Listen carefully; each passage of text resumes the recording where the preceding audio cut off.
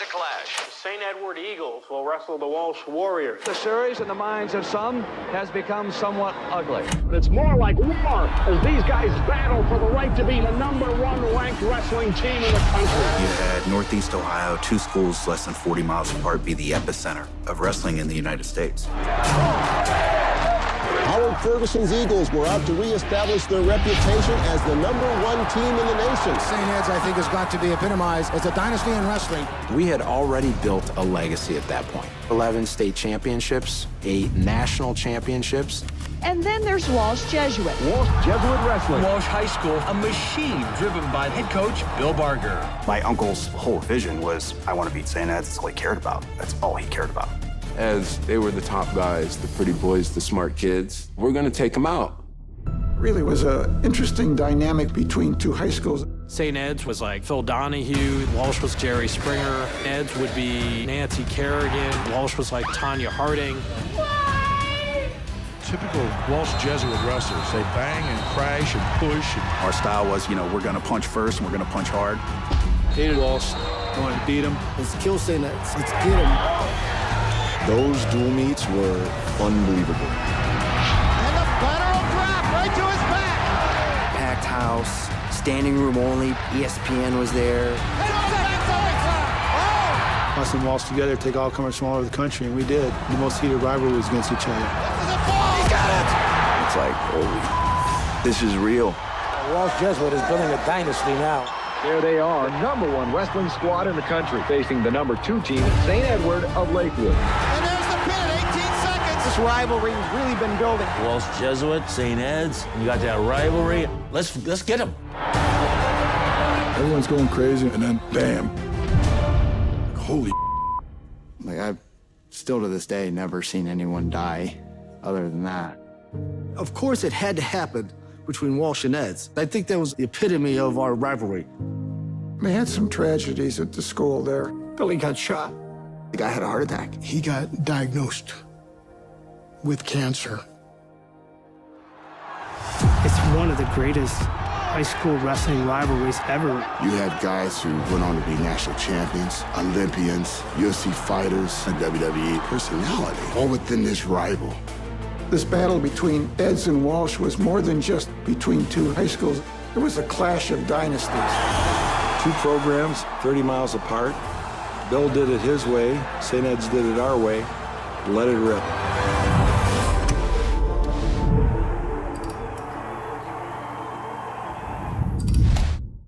All right, welcome back to the People Business. So I'm super excited to have Ben Hatta with me today. Ben is the director of the new docu-series coming out, Clash of Dynasties, profiling the 10-year war. Let's call it a war. Let's call it what it is. A 10-year war of wrestling that took place here in Northeast Ohio, where you had two teams 35 miles apart from each other, competing for state and national dominance. So, Ben, thanks for coming in town and joining me today, man. Thanks for having me. I'm excited to be here. Yeah, it's exciting to have you on. So, Ben's in town. Walsh Jesuit tonight. Sonny Marchetti, my former teammates, being inducted into the Walsh Hall of Fame. Ben's coming in town to celebrate that with us. So super grateful to have him here. And since he's in Cleveland, let's talk about some wrestling. So you've done the Angle documentary. Yep. You've done the John DuPont, Dave Schultz, Team Foxcatcher documentary, highlighting that story. Why, after doing those two huge documentaries that were, showcased on, all these platforms and so many people have seen them. I mean, why this documentary of Walsh versus St. Ed's? Why now? Why did you think it was the right time? And why did you think it was a project you wanted to do? I actually didn't think it was a project I wanted to do. It was brought to us, I think, during the pandemic. There was a podcast that was out there that this gentleman was interviewing a bunch of Walsh and Ed's guys talking about the rivalry from that time. And we had just finished the Angle doc and had sold that to Peacock. in the WWE. And so my next film, I just started to think about like, what was it going to be? And wrestling docs is what my partner and I have started to get into. And the more I started to listen to these individual podcasts from the St. Ed's guys, from the Walsh guys, I started to realize and remember some of the stories that had taken place during that time period.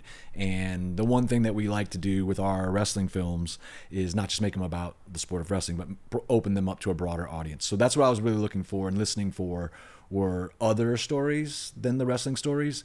And they started to present themselves. And so it was brought up to me that, hey, you work in this industry, you do films, you do documentaries, why don't you do this? You should do it on the Eds and Walsh rivalry. And at first I didn't think it was big enough. I didn't think it was, there was enough interest there, and I didn't think that there were enough non-wrestling stories. But the more I started to listen, the more I realized this is pretty dynamic, rare, once-in-a-lifetime sort of story that took place in Northeast Ohio. And I guess if anyone was to do it, it really kind of had to be me. I was the only one from these two schools that had done this kind of thing before, and I was part of this story itself. So it really kind of felt like it landed in my lap, and it was my responsibility to do it. So after some time, I decided to do it. It's been I think 2-3 year process, definitely a 3 year process, 2 for filming and editing, but it's been a great time, and it's been an interesting just overall process of going through, coming back 30 years later, and then also working with guys like you and the Walsh family that, we were enemies 30 years ago. And we were definitely enemies. I couldn't stand you guys, to be honest with you. It's the reason I went to Walsh. Well, we butted heads, and now we're coming together to create art and tell our story to the world. So I'm excited. And it's so awesome to come together and get to know who people really are, right? And let's talk about, because you said something that you said this is very rare, and you said it was once in a lifetime. So what does that really mean with this story? Let's talk about that. Like, so for those maybe that don't know how rare or how once in a lifetime, what is the story in terms of how rare it really was? In terms of, we had 2 wrestling teams, right? Yeah. So it's a rivalry story. It's a story about how a man created a dynasty at a school in the sport of wrestling throughout the 80s. Howard Ferguson, and at St. Edward. And then another gentleman, Coach Bill Barger, came along and sort of emulated, copied, and wanted to sort of follow what Howard Ferguson was doing, and went and created his own dynasty to take down the current one. And so it is this David and Goliath story. It is one of the last times, if not the last time, that the state of Ohio was at the top of high school wrestling in those last sort of waning 2,000 years. But it's more than just a wrestling story. It's more than just a David and Goliath story. But it really is an Ohio story, and so that's really what another factor that drew me back to this. It was coming home and being able to tell something not only that I was a part of, but just it really is an Ohio hometown feel story, and I'm glad that we were able to share in it together. Yeah, so but it was hometown. Northeast Ohio, but then you think about it, it did expand nationally too, right? Because one of these 2 teams were national champions, right? Yeah, almost in that decade from the 90s to the 2000s. I think both teams won 7 out of those 10 national titles. So you have 7 national championship teams. And these two schools are what, 35 miles apart? Yeah, right next to right. I mean, it was a quick drive, and I mean, just Northeast Ohio in itself is just a dominant hotbed for wrestling, and especially high school wrestling. I'm sure Pennsylvania had battles like that where they had a couple of teams in their own backyard, but they weren't splitting national titles every other year. Right. They were good teams, but all through the 80s, St. Ed's was the national champion, right? Well, St. Ed's, they hadn't lost to an Ohio team in what, like 15 years? 15 years. Yeah. I mean, that's unbelievable. In 93, yeah. It's it's I think a rarity, like what you were mentioning before, the fact that how close they were together, how good they were, and the dominance that they sort of displayed to the country. But the output of what came from those two teams. I mean, 6 or 7 national champions, 50 plus NCAA All-Americans, or I think actually 35 plus NCAA Americans, 50 plus state champions. The MMA fighters, UFC champions, WWE personalities, football players. I mean, it's just a massive offspring of talent that came from that time period. And who knows when it'll happen again. In a massive output of success, right? And just that is, in all different, arenas, so to speak. 100%. It's super exciting to here we are now, but this was a long road to get to, here we are, about to release this.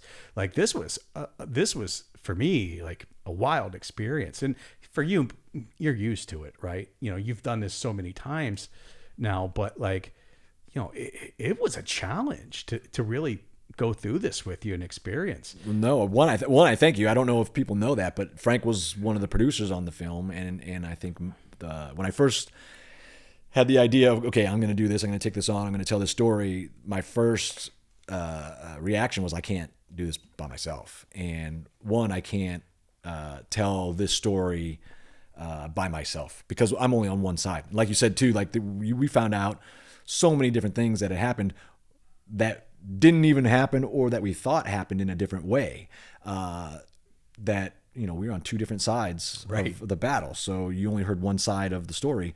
So I needed someone or multiple people on the Walsh side to help tell not only our story, but your story. And so my first thought was, I've got to reach out to those people. And I reached out to people around my age. So it was you and Clint and Brent, people that I knew. And you guys were unbelievable. I needed it. And it was funny too, because you're like, I've never done anything like this. I'm like, I'll teach you. Don't worry. I just need your help. And I mean, let me ask you, what was your experience like being a producer for the first time? Well, for me, I saw myself like, how can I contribute to this film? Right. And it was, I think I can help raise some money. Right. And I thought, oh, we've got this great story and this and that. And like, people were not interested at first. And it really taught me that everything in life goes back to you. It's how you frame everything. It's how you position the story and how you talk about it that gets people interested in how they could see themselves wanting to be a part of it. Right. So, but to me, that was the biggest challenge. But it goes back to wrestling. Just like, there's always a way. When there's the will, there's always a way. And you're going to figure it out.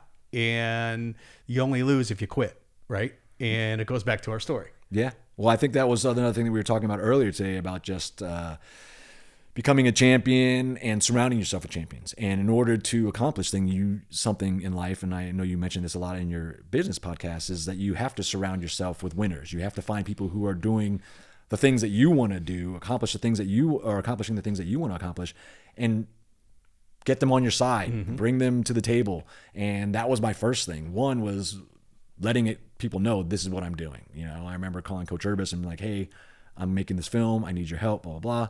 But then it was also surrounding myself with people that I knew also had the same passion about this project that I did. And so it was reaching out to you guys. It was reaching out to the fellow St. Ed's alum and creating that circle of energy and passion and purpose to get this ball rolling. I couldn't have done it by myself. And there were many times, I'm sure, that you remember me calling me like, dude, what are we doing? Like, why are we doing this? And you pushing me forward. Like, we're telling our story. Right. So, But what did you learn along the way? Like, as someone, you mentioned before, like, I've done this before, but you've never done this. So being an outsider, what is your perspective on making a film? I mean, you're a full-fledged producer now. That's crazy that you say that, because I don't think that, but I don't know. But when I think about it, again, there's always, if you have something that you want to accomplish and you're not having success going down the traditional path, you have to pivot and think about, okay, what am I not seeing? What's the blind spot here? What am I missing? What do people think based off of what I'm talking about? And for me,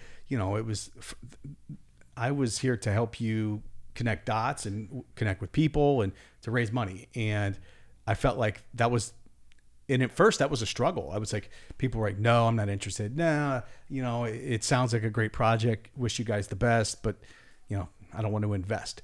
And it was reframing that message of what was I actually saying and how were people taking it. And now I have to come back and get better at what I do. Just like the sport of wrestling, you got to go back to the drawing board. If you lose, why did I lose? Well, maybe I was out of position here. I got to be better here. I got to be stronger here. Right. And I think it was just learning from the things that weren't working and don't keep doing the same thing over and over. That's a definition of insanity. Right. And figuring that out. And then once we start getting some traction, you start getting traction. I start getting traction. We all start getting traction together, and it just started to take off because I think we found our groove and, we figured out what was working. And, trying to find the next thing that was really challenging was trying to find video from the 90s. The archivals, yeah. Right? Because here we are today where we just pull out our phones. Like, that didn't happen then. Yeah. And that was a hell of a challenge to find, you think it would be easier than it was, but you also, granted, when you have a 30-year period between now and then, you don't take into consideration things like floods and fires and moving and just being buried under stuff where people are like, I can't even get to it right now. Well, yeah. I mean, like, I uncovered, like, you uncovered, like, we uncovered, like, 5 different routes to certain footage, and like we think we're talk to this person. This person was with the news. They were there that night. They were doing this. They were doing that. And then a fire, flood. Don't know. Something happened, right? All divorce. Whatever in the world. It's like, oh my gosh. You do all this work and it doesn't pan out, right? But you keep going. You keep fighting, and you keep figuring it out. Yeah. And to me, it was just another reinforcement. This entire experience has taught me so much about just keep going. Yeah. Right. 100%. You're going to figure it out. Just stay on the track, stay on the right path. Yeah. And it's why, it's called producing in a sense. You produce, you make things happen. Right. And you have no choice. It's like, you have to do it. And so, finding those ways, but it was also very helpful and thankful that I had you guys there, because there were points where it does become a drag where you're like, I just feel like giving up right now. But then someone else comes in, you come in, you're like, hey, I got an investor today, blah, blah. And then you're like re-energized. Mm-hmm. So you get that sort of second wind to, okay, we've got it.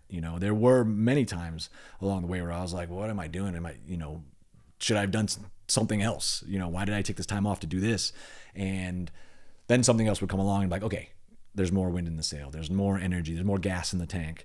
And then next thing you know, you're halfway down the road. And halfway down the road. We're on this trip. There's no going back now. So, and the hardest part about getting started a lot of times is just getting started. 100%. Right? Yep.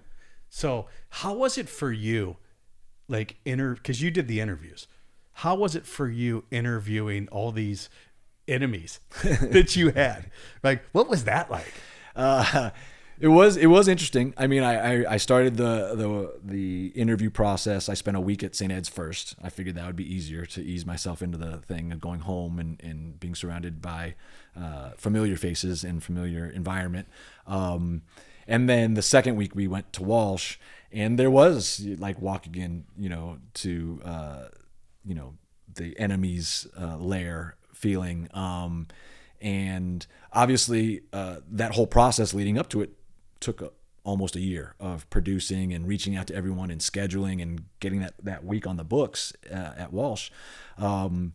but I didn't know half of these guys. Like Right. I didn't know Eric Sabo or Marcus Malika or Dan Lee Master. I didn't know any of the younger guys like Dan Rooney or any, I knew the pocket. Actually the only ones I really, really knew were Clint Musser, Jimmy Johnson, and Brent Thompson. One, because Clint and Jimmy were my age, and Brent and I wrestled each other to make the junior team one year, and I think he beat me.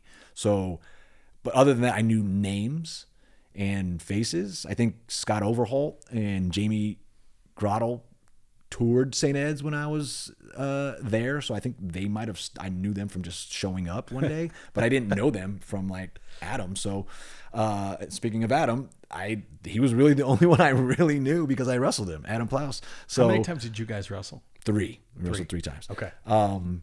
But yeah, so it was interesting going into the Lion's Den and sort of, I know that there was some reticence and some hesitation from your side of like, who is this guy? And we know him, but we don't know him. And how is he going to tell our story? And what story is he going to tell? Right. Oh yeah. So there was a lot of those conversations I was having with my teammates. Yeah, absolutely. And so there was that balance of telling both sides of the story, right? And there were, like we talked about before, points where I was like, that's not what I remember. I heard it like this. And they're like, no, this is what happened. I was like, well, yeah, you guys would know because we were on the other side. But that's how it trickled down in the game of telephone to us, that this happened. They're like, that did not.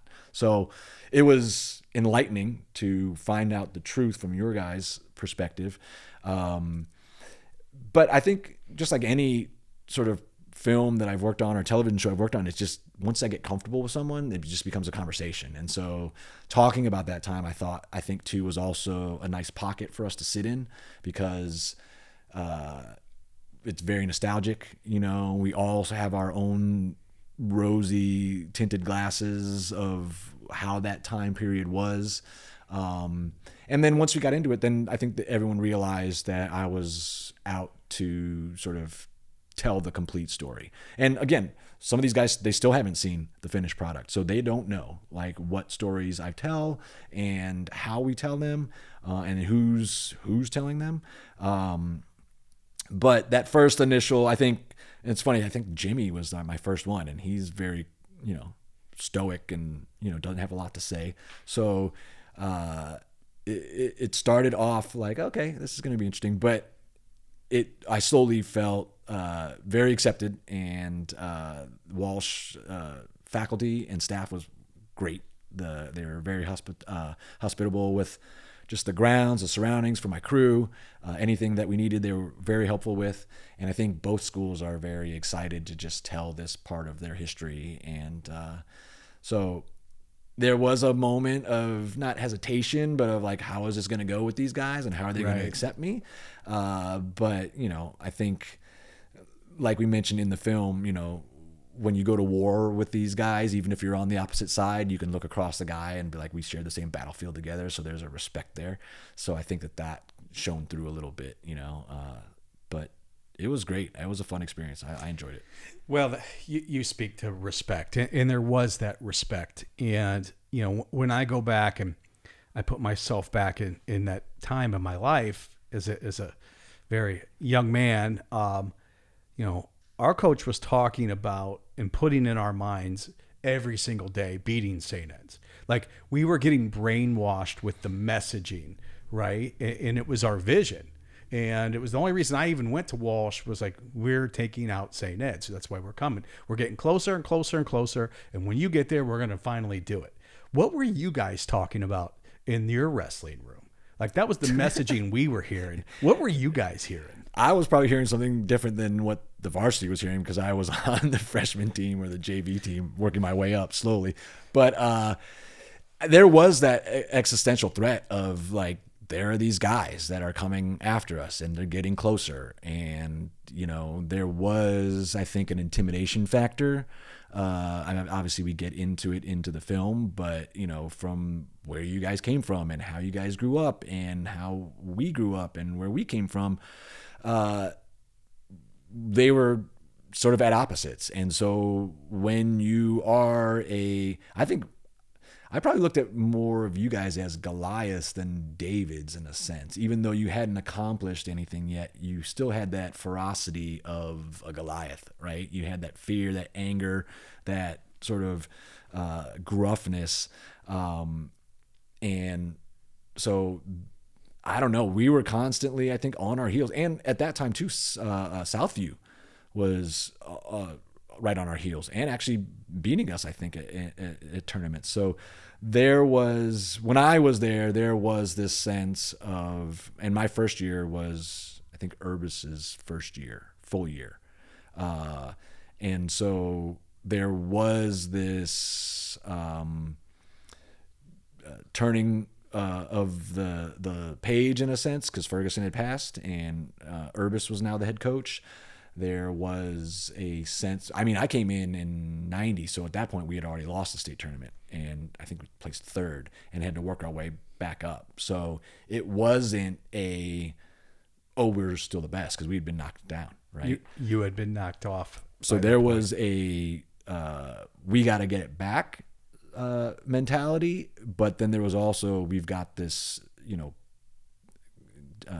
sort of fear of the unknown for this team that's catching up to us. So that's what I felt. That's what but I also wasn't in those trenches until the end of my career. So those early years, I think it was just trying to keep my head above water and survive, Yeah. I mean, and you did a great job in the trailer of really showcasing the difference between the two teams. You showed Nancy Kerrigan and Tanya Harding. You show Jerry Springer and Phil Donahue. And that really did capture really the essence of each culture. Wouldn't you agree? Yeah, well, one thing that I wanted to do to broaden the story was really focus on the 90s too, because it really it takes place during the entire 90s. So I really wanted to focus on those events that were taking place in the 90s that were reflective of our battle and of our rivalry. So there were references to, Jerry Springer and Phil Donahue. Phil Donahue is actually a St. Ed's grad. I did not know that. Yeah, and so interesting.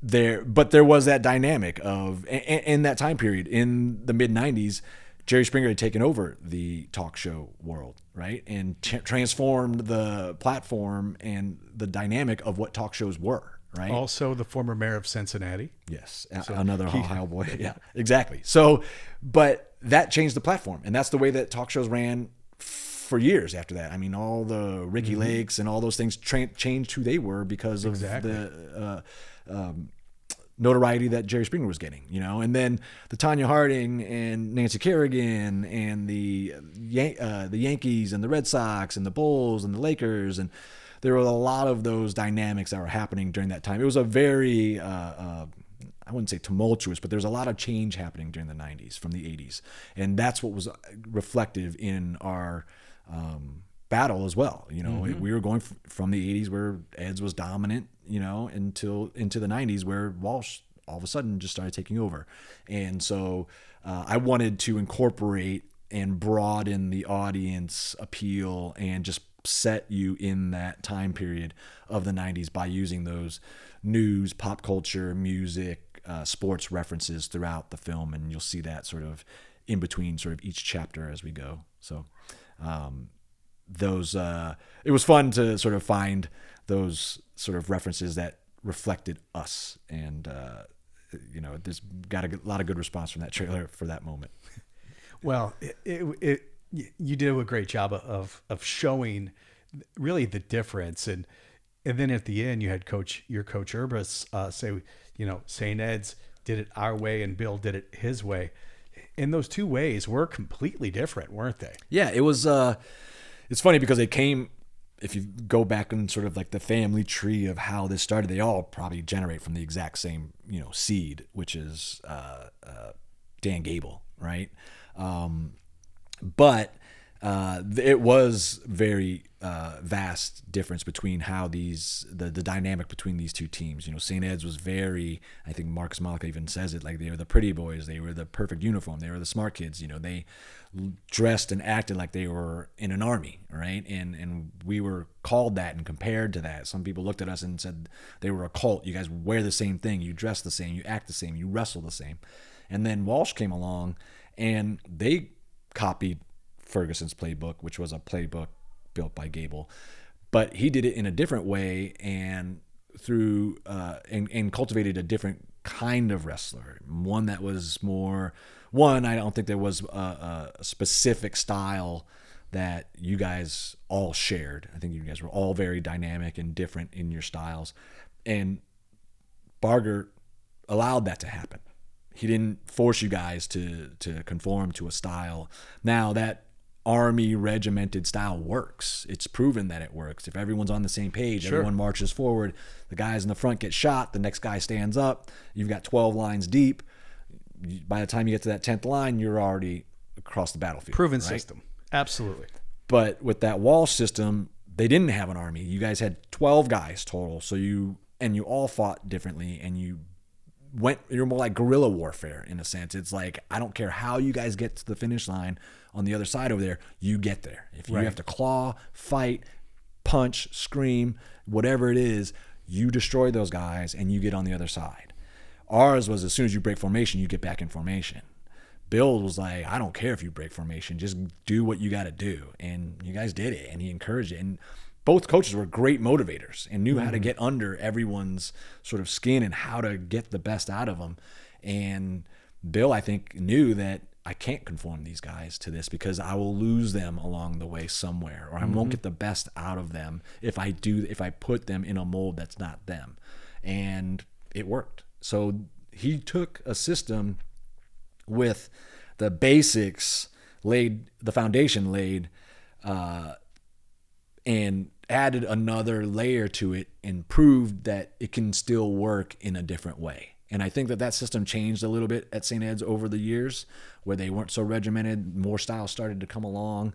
You had guys like Yoshi Nakamura, who brought a whole nother sort of mixed martial arts flair to wrestling. I think as that we got further away from those Ferguson years, there was a little bit more of individual styles. But yeah, Bill did it completely different. We would all be different. We would wear different singlets. Our pictures we all had different colored uniforms, right? In our team pictures, you guys, there were 4 different singlets in our team. I was looking back, and everybody's wearing different stuff. And there wasn't like everybody's wearing this for our one uniform picture together for the season. Like the school, you go to school and everybody wears their best clothes for their school pictures. We didn't have, like, it was just, no, everybody wore their own thing. In the finals of the tournaments, everybody wore their own thing, and there was no consistency. And I think that's what allowed us to feel as individuals in a way, right? And have that autonomy to be who we are. And, and that all came really from North Akron too, because we weren't taught a specific style of wrestling also. So technically, Perry Renzi would show a ton of moves. We learned a lot, and it was up to us to figure out what we liked and then make that, work for us, which I think served us well as we got to Walsh. Well, I think that also, along with your sort of business sort of podcast thought, is no one system works, right? Your job is to get the best out of your employees, and how do you get them to do that? Now, there is a core belief or sort of ecosystem that a company sort of lives by and has their sort of traditional sort of elements. But there is something also to, if someone doesn't necessarily conform into that, but they are a stellar individual, don't put them in the box. Let them work around the way that makes them most comfortable so you can get the best output from them, right? Yeah. So for me, I think I needed that regiment because I needed that team support and like that environment to feel that strength in numbers in order to get where I needed to go, right? But when you already have these strong individuals that can stand on their own, you don't necessarily need to put them all together and say, this is how we're all doing it, you know? So I think that was a lesson that maybe St. Ed's learned after a while, that, you know, let's introduce, or let's cultivate what they're good at versus making them good at this specific thing, right? Right. I think the thing that really served us well also was the fact that we were a very close-knit family, and families don't always get along, and families fight. But at the end of the day, you're going to have your family members back, and, you know, against the outside world, right? You know, we would go to scrimmages, and we would go wrestle these teams, and we would all we would all get in fist fights with other teams, and we all had each other's back. And, you know, but at the same time, we'd get back in our wrestling room and we'd have those same fights. You know, like our team fought a lot. Did you guys have a lot of fighting internally? We fought a little bit. I would say actually my brother and I fought a lot. You guys fight a lot? My brother and I fought a lot just because we were the same weight class. We were obviously brothers. We lived together. And I did see a little bit more of that on the St. Ed's side than I did the Walsh side. There were a lot more brother pairings at St. Ed's. A lot more brothers came through the system, like the Janes, the Clements, the Hattas, the Wongs. There's a whole like plethora of brothers that came through the St. Ed's system even after we left. And I didn't necessarily see that as much at the Walsh. It was more like single wrestlers from a family, or maybe they're just single boys in that family, so they didn't necessarily have brothers. But so it became a sort of a factory of where you were going. But it was weird, like you said, is that you guys were more of a family because you guys actually grew up together, where we came from different parishes and from different cities, where you guys pretty much came from the same environment, you know, in the same local area, and hung out with each other after. Whereas my brother and I, we grew up 45 minutes from where most of these guys, you know, went to grade school. So we had our grade school friends and our town friends that we went back to. So there wasn't we grew up together, we fought together as kids.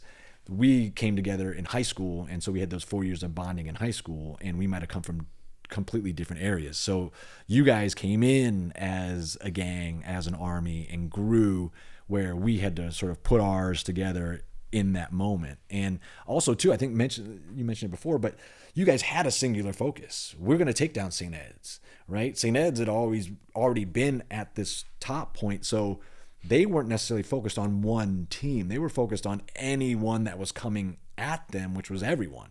So it was more of like, we're just, you know, whatever's being slung at us, we're going to have to defend ourselves. Where you were one of those guys that you're like, we don't care about anyone else. We'll beat everyone else. But that's our main goal. And so that, I think, was also something that you guys had a feather under your cap, or at least motivation that we didn't necessarily have. Right. And that motivation didn't come until you guys had beaten us. And then you saw the younger generation of those Mark Janes, those Mason Leonards, those Ryan Bertines, those Michael Zickys, that were kids watching us get beat by Walsh. That's the fire that they had, where they now looked at you guys as the St. Ed's, right? You guys were the national champs, the state champs. How are we going to beat them? So I also saw a weird dynamic and listened to a lot of different stories of, like, my generation and the guys before me didn't necessarily have hatred for Walsh. We respected you guys because you guys were putting up a fight, and you guys were putting up a good fight, right? The guys after us hated you guys because you had beaten us, and you had beaten up their older brothers, and you had taken what they had always believed was St. Ed's. So when they came on, they had that fire that you guys had when you came in. So it was a weird shift and I think that fire needed to be reflamed, you know? Yeah. That's interesting. So they came in with the same, we're coming to take down Walsh. Oh, yeah. There was pure, I mean, you could hear in the interviews, like, there was pure hatred in that younger generation. Like, we hated Walsh. We hated him. Like, my generation, we didn't hate you guys. We respected you guys. We possibly feared you at points, but there was no hatred there. It was more of like, ugh, these guys are tough, right? The younger generation was like, you guys beat our brothers up. We're coming to kick your ass. So it was a whole flip. Yeah. So it was interesting to see, and that, I think, gave them more motivation to win, right? They now had, like, they were the underdog. Like, we weren't necessarily, even though we were getting beat, we weren't necessarily the underdog because we had just come from a period of plenty, right? So we needed a few years of without for that younger generation to come in and not know what it was like to win, to feel that, you know, underdog mentality, that fire in their, you know, belly. So yeah, that's interesting. What would you say is one thing you learned about this rivalry after all the interviews and all the investment of time and energy? What would you say one thing that you've learned about this rivalry that maybe you didn't know or weren't aware of prior to making this series? Well, it's funny because I think I just learned that the formula for a dynasty is there is a formula for a dynasty. And when you look at the dynasties and then you look at what the formula is, you realize, okay, that's why, right? So the first thing is you need, one, a leader that has a vision of being the best, and that can sort of put together a team and lead that team. But you need a feeder system. That's the big thing. You need a pond of fish to fish from. You need this constant influx of talent focused and funneling into one place, whether it's the Yankees or the Patriots or whoever it is. You've got to have talent constantly going into one place and a pool to pull from. And if that pool dries up or the talent goes elsewhere, your chances of creating that dynasty become less and less, right? So you got to have that feeder system.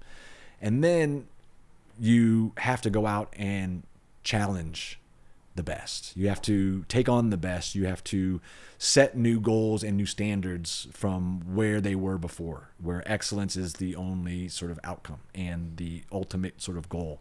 But then you surround yourself with champions, whether you're bringing in talent to help cultivate the talent that you have, or talent that has been through that system is now returning and coming back. There has to be this ecosystem of whatever your pool is flowing into this dynasty, and then when it comes out the other side, it doesn't just go off into the ether and disappear. It has to return and give back to that system, because the people that are coming up need to see those champions and those products of that sort of dynasty sticking around, being a part of the program, because champions create champions, and then it becomes cyclical. As soon as there becomes a fracture in that system, that can throw the whole dynasty off. The coach leaves, the pool dries up, the talent goes in multiple directions. You stop challenging yourself against the best. Your goals start to lessen or drop.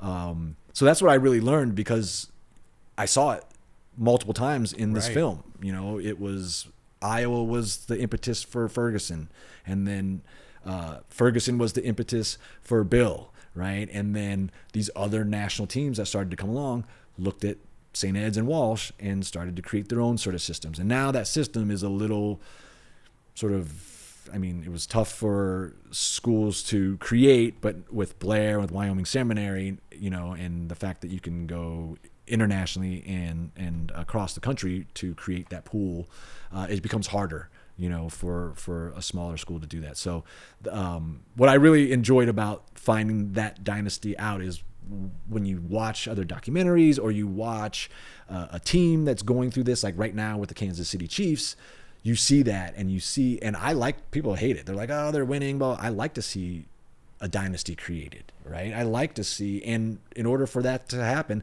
they needed to win the last Super Bowl, right? Because if they didn't, they would have won 2 out of 5 or whatever. That's good.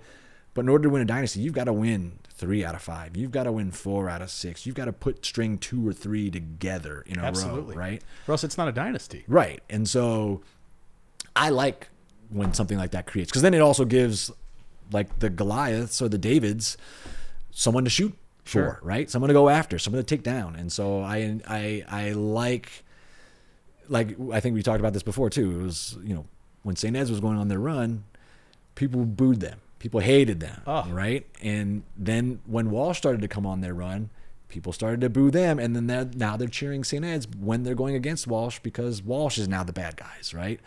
And then when Walsh, had their run, and then St. Ed's started to come back, then St. Ed's is getting booed again. So everyone likes to root against the champions. Everyone likes to boo the winners, but it also gives those people who are gunning to be the best something to root or go for and shoot for. So absolutely. I think that was the one thing I learned was the recipe for a dynasty seems to be the same wherever you go, right? And when you look back in time too, there was always a key head coach. Mm-hmm. There was always a structure in place that probably was inspired by someone that they learned from, right?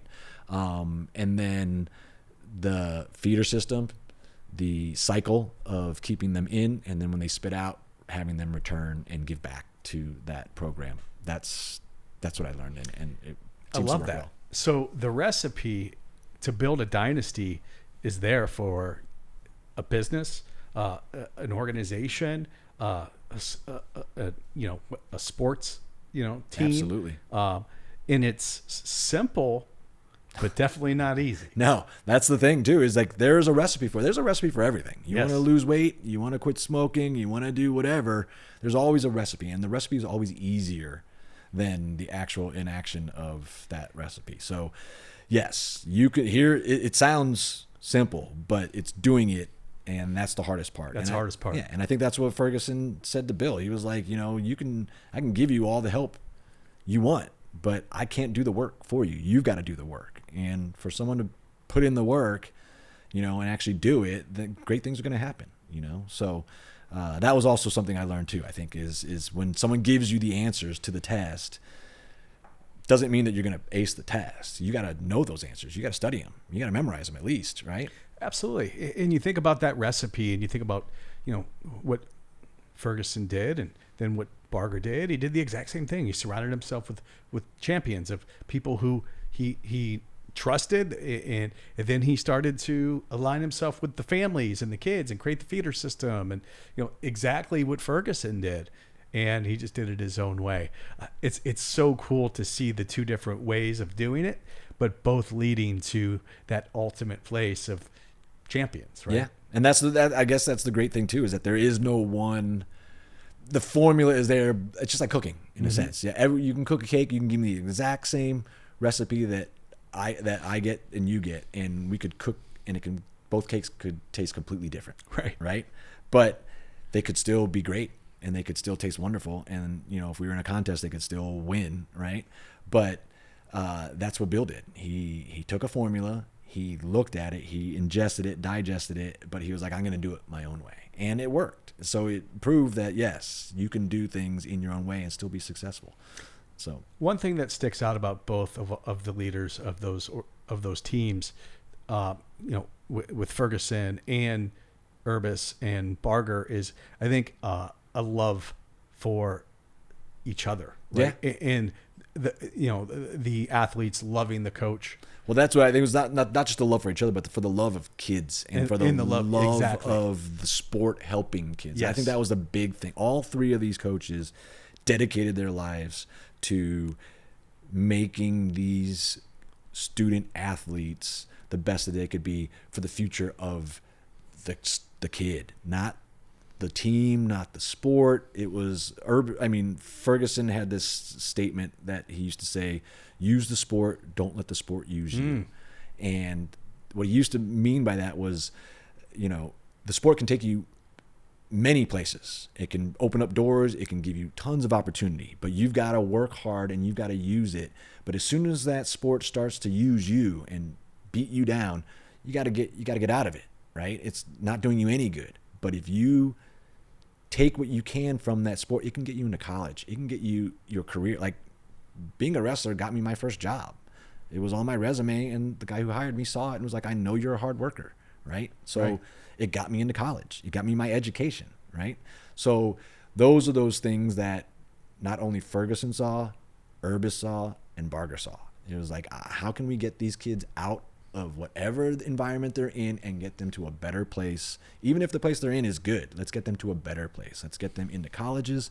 Let's get them to where they need to be, and don't give up on them. And so that was another thing too, is that every single one of those guys had a love for those kids and dedicated their life to them, right? 100%. So, and it's funny too, because you talk to Urbis, and you know, Bill's got his struggles now with speaking, but you see them light up when their old wrestlers come back around, you know. And if Bill could speak, I'm sure he would know everything about that person, who he wrestled, what his record was, where he went to school, because Urbis does. Urbis will know what your GPA was, when you graduated, where you went to college, you know, all those things. He's more proud of that than he is about the fact that you were a 2-time state champ or a national champ or a wrestler. The fact that where you went off, the fact you have family, you have friends, you know, that you're happy.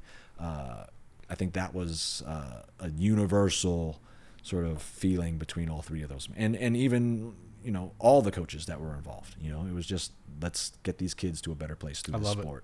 Because that's what it's about. Wrestling is such a small window in life, right?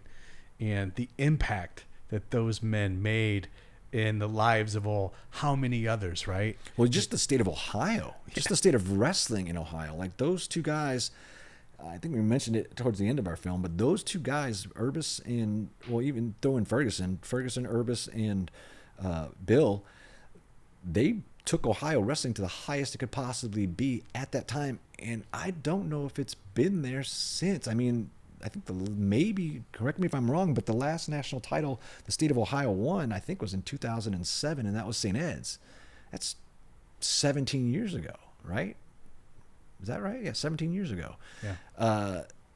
So, and who knows when it'll actually come back to the state of Ohio. So that period where those two teams won 7 in 10 years, I think they won 19 in 20 years. Like from like 1982 to 2000, I think 14 of the 19 national titles went to those two schools, right? Majority of them went to St. Ed's in the early 80s, but still, for 14 out of 19 national titles to go to 2 schools, and then for it to kind of dry up and not happen again.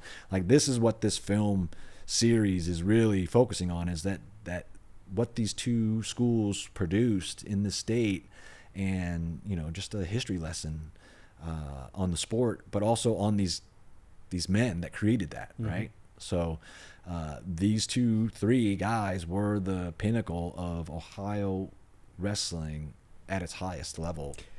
Yeah, it really is lightning in a bottle. I mean, when you think about it, the chances of this happening with 2 schools that are less than, 35 miles apart from each other, being the absolute dominant, one of the 2 teams winning that many national championships. I mean, like, what are the chances, right? Well, I haven't been to a dual meet. I've seen a few of them, the St. Ed ones, and they've been okay, but the capacity of the crowds that we used to gather, I don't know if I've seen those. I mean, you've probably been to more wrestling matches than I have recently, but like for 3,000 people to be stuffed into a gym. No, I have not seen it since. For a dual meet, like for a tournament, yeah, sure, because there's a lot of people there. But for everyone focused on one match between 2 people, and just the energy. Yeah, I've never seen it since. Yeah, never seen it since. So not for a dual meet. I experienced it once in college, and granted, I went to a smaller wrestling college, but it still wasn't anything like what it was, with the television crews and just the intensity. And so that alone is just something to behold, right? Yeah. So I got one more question for you. Yeah. You ready? Yeah, I'm always ready. How do you want this film to be remembered? First of all, I want people to enjoy it. I want the teams to feel that I did a good job of telling both sides of the story. There's obviously going to be, parts of it that didn't make it, and little stories that were like, why didn't you say that? Or how come this is left out? It was just too much to put in everything. But overall, I'm just more I think excited, and I want to hear the response of just wrestling fans from that time, because I mean, if we didn't tell this story, then I don't think anyone ever would have, right? So this is really a look back into that window of 10 years ago, and the archival footage that we were able to collect with the help of Brian Brakeman and Greg Bizjack from WVIZ. We've got all those matches and all that high quality footage, and then all of our home footage. I know it was hard to find a lot of it, but thank God we were right on that era of the video cameras becoming better and smaller and more affordable. So, and you can see the majority of the home video footage get more and more as we got to the late 90s. But I just want people to watch this and I think just be impressed and wowed about what those two teams were actually putting out and what they went through to because it wasn't just sweat and tears and blood and blah. There were deaths. I mean, there's a death in every episode of our series, multiple in a few, and that had a deep, profound effect on teenage kids. And that's another thing I think that I don't think we necessarily thought about, which we were 14 years old, 15 years old, and people our age and around us were dying. Coaches, parents, friends, wrestlers, referees, right in front of us. Yeah. And that had an effect on people, you know, further on than just wrestling, you know, with their psyche, with just the experience of that kind of life and just growing up fast. You know, I think my teammates, we had been to 3 or 4 funerals by the time we had graduated high school, you know, so it was that time period too. And then also looking back on the way that wrestling used to be back in the day. It was a little bit rougher. You could get away with stopping some guys sometimes, throwing them out of bounds, pushing the boundaries a little bit on roughing the person up versus wrestling. And I think it's changed a little bit. I watched some of the Olympic wrestling actually, and I saw a guy get warned for clubbing the head, which to us was just a normal tie-up. So, so just looking at that time capsule of that time period, what those two teams produced, and the amount of greatness that came from that, and hopefully we can start that rivalry again. I mean, it would make me happier than a clam to show up one day and know that Walsh and Eds rekindled that rivalry. You know, whether it's one-sided or lopsided, I still think it deserves the dual meet energy. You know, I miss that in high school and college wrestling. You know, so I just hope people enjoy it. I hope they get tossed back into that 90s time period and enjoy the craziness and the tragedy and then the action. You know, it's very action-packed with a lot of great wrestling matches, a lot of great personalities, and a lot of great stories. So I'm excited to finally share that time with people. And some people remember it, some people have never heard of it, and then some people are like, oh my God, I can't remember, didn't even remember that happened. So I think it's just it's about time. I'm ready. Yeah. Ben, thank you so much, man, for joining me. So grateful that you've committed your last 2 to 3 years of your life making this. And I think all of us who see it and watch it are going to smile when it's all said and done, because you did a great job, man. Thank you, man. I appreciate it. I'm excited for the wrestling community to check it out. I think we need good products. We need good stories. We need good films that represent not only our sport, but can reach a broader audience. And get our sport out there. So hopefully this will be one of those new series that can do that for us, and everyone enjoys it. I know they will enjoy it, because it's an unbelievable story, and it's going to be coming soon. Yeah, absolutely. So check out Clash of Dynasties, the docu-series. And when will that be coming out? Right now, we're looking in December. I mean, I'm here this weekend to figure that out with you guys, but we're definitely going to be putting on some screenings. We're going to most likely release this ourselves, and we'll keep everyone posted. But, you know, you can find us on Facebook, Instagram. We have our website dropping soon, and we'll keep everyone informed where they can find us. Awesome. Ben, thanks again, my man. Thank you, man. Absolutely. Had a great time.